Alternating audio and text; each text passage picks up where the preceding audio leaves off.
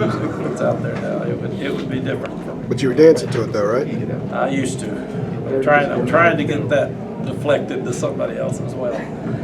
Really proud of these guys. It's hard to win on the road, and they're 5-0 for the first time on the road. 5 consecutive wins, first time since 1997. Nobody on that team was alive the last time we won 5 consecutive games on the road. And I'm so proud that we played really well at times today. We didn't play well at times today, and the guys overcame it. They kept their head up, they kept their good body language, they kept their confidence, and they just kept playing. And we said this was going to be hard. If you look at it, every game we've played on the road, 7 points or less. That's just what it is. That's what happens. And I don't know why it's harder, but there's a lot of boxes that you check that say it's harder, and it really is. Last year we lost 6 on the road, and that was the 6 we lost. So give these kids credit for being able to do that. Proud of Elijah Green. Him gaining 91 yards, made the great catch out of the backfield. One of the problems he struggled with when he first got here was pass protection because he was an eye tailback, and he struggled catching the ball. And he is a great example for all young people who have some deficiencies because he catches a ball today and outruns everybody for a touchdown because he has worked after practice every day since he's been here to catch the ball better. So I'm so proud of him, and really proud of Drake. He just continues to amaze me with the things that he does. In fact, when he has an incompletion, we all say, "What's wrong?" Because he's doing that well. Josh Downs, what a great day for him. He just keeps getting better and better. And he's the go-to guy, obviously. And then we have a 64-yard punt with Ben Kiernan, and that really helped us change field position. And we had a punt return by Josh Downs that had a chance to score.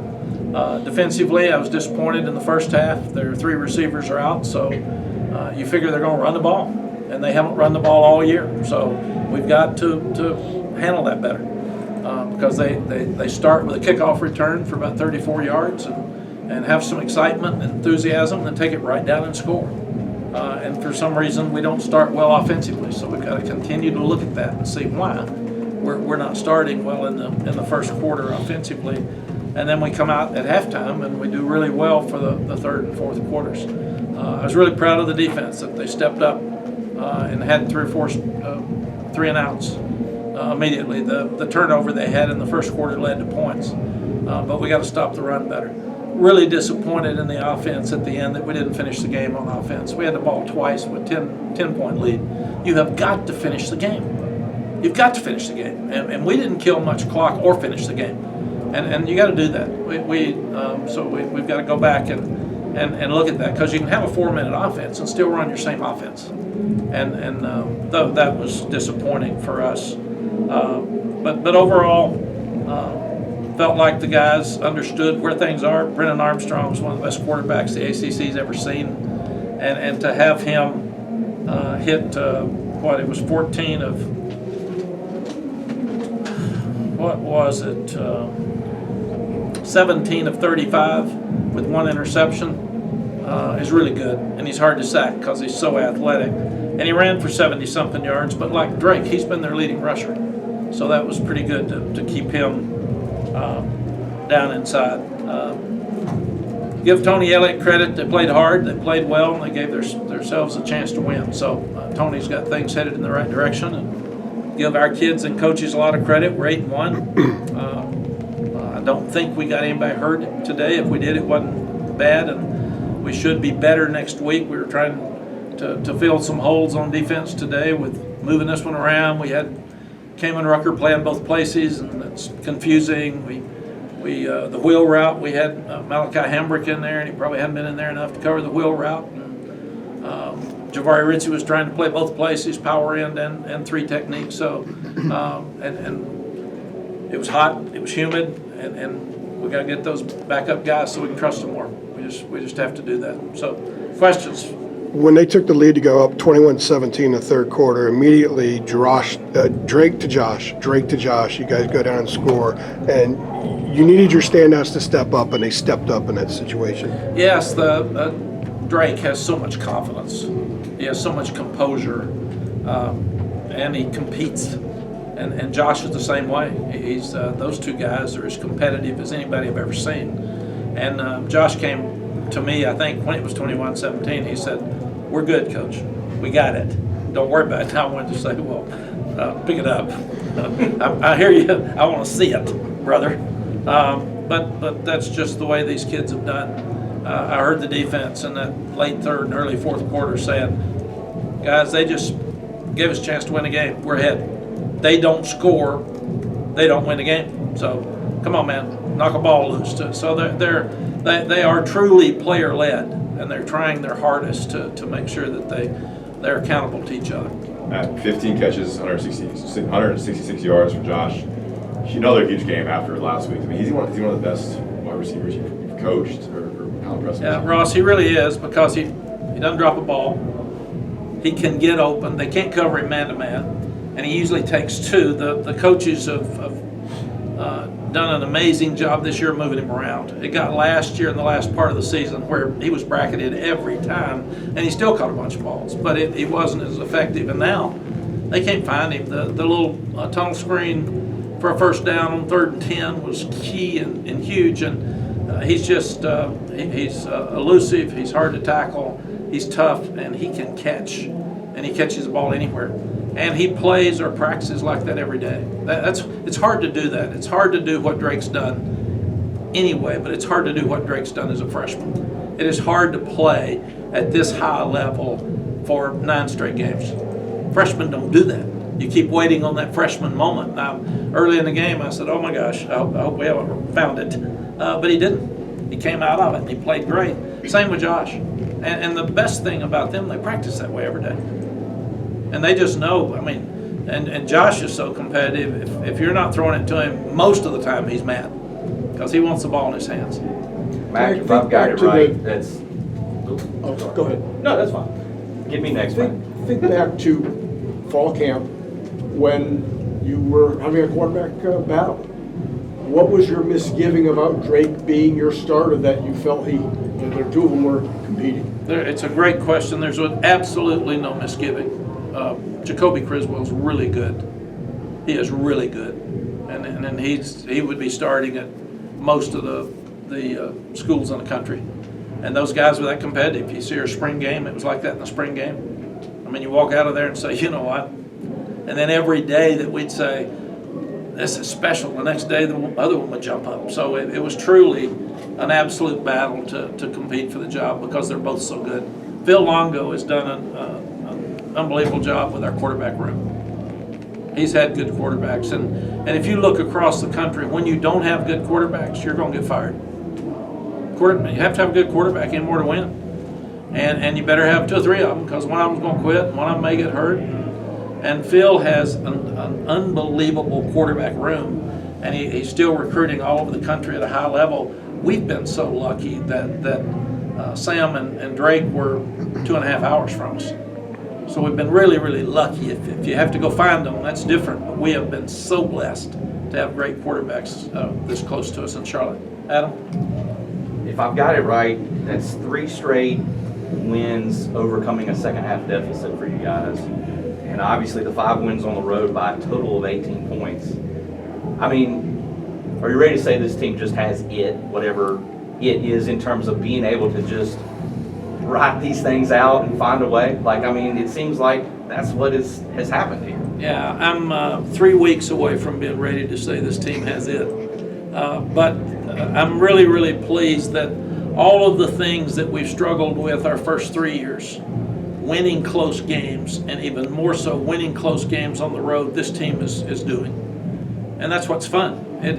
College football is hard. Jeremy just told me Ohio State beat Northwestern 21-7. I think it's 7-7 at halftime. It was close, yeah.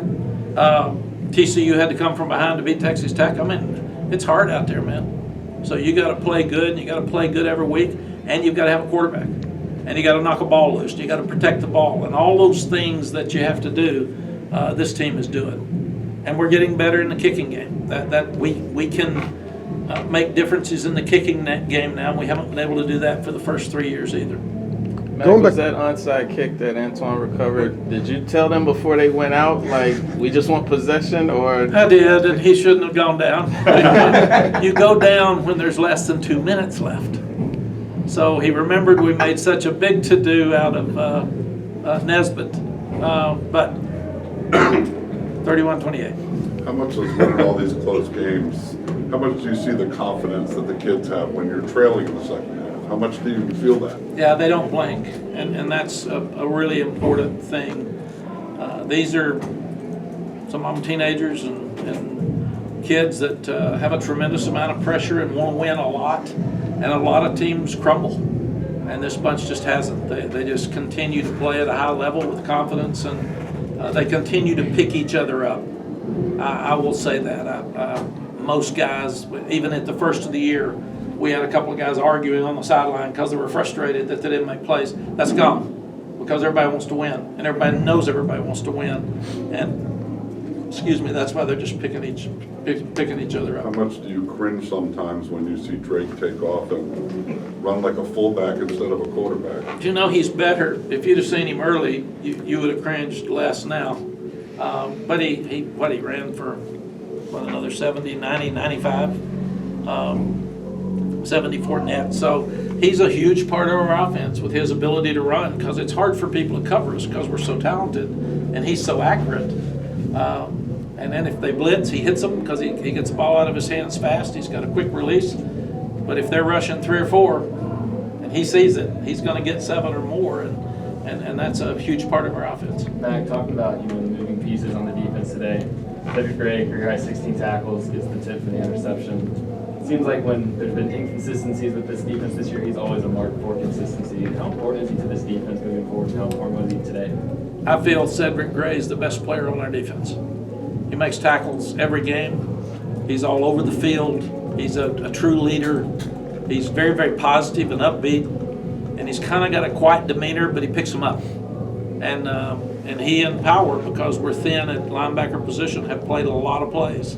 And he came out with a shoulder once today and went right back in. He wasn't going to let us keep him out. So he is a most valuable player on this defense for sure. It seems Going like back to- Storm Duck is playing a lot better now. Have you seen a change from him or anything? It seems like he's making plays. Yes, Ross. I should have mentioned him when we mentioned Elijah. I really believe that Storm was so afraid to plant off that foot because it just wouldn't get well. And he had another operation, so he had 2. And we couldn't get him to plant. And then early in preseason, it got sore and he had to come out for 4 or 5 days. And so I'm not sure he thought he was well. And then last week against Pitt on that last series where he blows up the screen and then he covers the guy on the 4th down play, I think that clicked it for him. And he played, I thought he played today like he did before he got hurt. The end of last week and today, so hopefully he can really be a force for us here moving forward. Going back to Josh, he gets so much attention from the defenses. Pre-snap, they all know where he is. Yet they seem to lose him all the time. How do you explain how a guy like him can get so much attention and yet defenses lose him all the time? He is a great receiver, has a knack of running against man and not sitting, and sitting in zones, and he can do both. There was one time today that he caught it and tried to make more yards and lost a 1st down that we'll be all over him about. But I guess when you make 15 catches, we can't get on him. We're not going to bitch him. But that's what he does. He is really hard to cover. And I think a huge part of that's probably his dad, like Drake's dad, raising him in football. Gary is the running back coach at East Tennessee State, recruiting coordinator. And he's had that young guy on the field every day of his life, running routes and catching balls, and he and Drake worked all summer, and that's just part of who they are, and they play like they're one person because they're connected, and he finds ways to get open. People see his hands, they see his quickness, they see his speed, but there's an element of toughness that he has that appears to me pretty rare for a guy at his position. Is it pretty rare? Yes, he's got a toughness and a chip on his shoulder. He can get a little out sometimes with others, and he's getting better at that. But that's what makes him good, because he fights it. He said, I've been small my whole life, so I grew up fighting people and trying to prove who I was and how big I was and how good I was, and that's just who he is. Mack, you went off, doing this into the tunnel with the fans right there. I mean, was there any morsel of personal satisfaction since you're able to get the win here today and there's no more over there for you? There's absolutely not. And this sounds like coach speak, but it's not about me. Those kids are 5-0 on the road. And this win was so important to keep our journey alive. This story isn't finished. And there's still a chapter left. And it's about them. It's about the Carolina fans. The reason I was doing this to the fans, they took their time, they took their money, they drove or flew into Charlottesville, which is not easy to do when you can sit and watch it on TV. So now when fans come, I applaud them, man. We need fans. We need the same crowd at Winston-Salem. And a lot of times, crowds in the ACC don't seem like they travel a lot. And we need for Carolina, when I was here before, we filled up every stadium. And we need that again. We need Carolina fans to buy every empty seat. They did at Duke. There are a bunch of them here today, and hopefully there will be a bunch of them at Winston-Salem. But I really don't think, if it was about me, it'd all be about me. And it's really not. I'm just saying morsel. A little bit. There's so much that I'm so proud of these kids and these coaches, and I want them to win so badly. I want to win for Bubba, he hired me. I want to win for North Carolina fans. It's been a long time since we're 8-1. So really, I don't have a place in there. All right. I'm proud that part of what we are doing is helping everybody appreciate Carolina football again. And that sounds facetious, but it's really not. Can I add on what he was asking? Are you glad nobody's going to ask you curse questions for a long time? Oh, they will. You all come. I lost to Wake Forest in 2019, and the clock didn't run out, and there was a conference. You'll do that. At least curse UVA questions up here. Well, they'll be cursed somebody else. As many games as I lost, I got cursed by everybody when I first got here because we were really bad and everybody was really good. Bobby Ross was 0-16, I think, at Georgia Tech in the league. And I think I was pretty much into that 2-20. It was about probably 2-17. And he told me on the field before the game, this may be the worst football game that there's ever been in the history of college football. And we ended up kicking a last-second field goal and won 20-17. And I love Bobby Ross. And after the game, he said, "At least I know what I'm talking about. That was the worst college football game I've ever seen." And he was right. So we lost to everybody, and everybody was better than us. But by the end, we got better. And that's what I see this program doing. We're stepping it up, and we're getting better. And we weren't great today with our depth and development, but we'll get better next week. And that's what you can't lose the guys that we've lost this year and still be as good as these guys are playing. So I'm just proud of the kids stepping up. I'm proud of the coaches doing what they are doing. The other one, before Jeremy runs us out, I am so proud of Noah Taylor. It's strange when you can have a transfer portal and guys go from rival to rival and play against each other. I saw it with Corey Gaynor. And that's hard on those young people. And we even ask them, do you want to be the captain? Or does that shove it in their face that you left? I don't, you tell us, because it's new for me. And Noah wanted to be the captain. And we were going to make Noah the captain if he wanted to be before he hurt his knee. He wanted to be on this trip.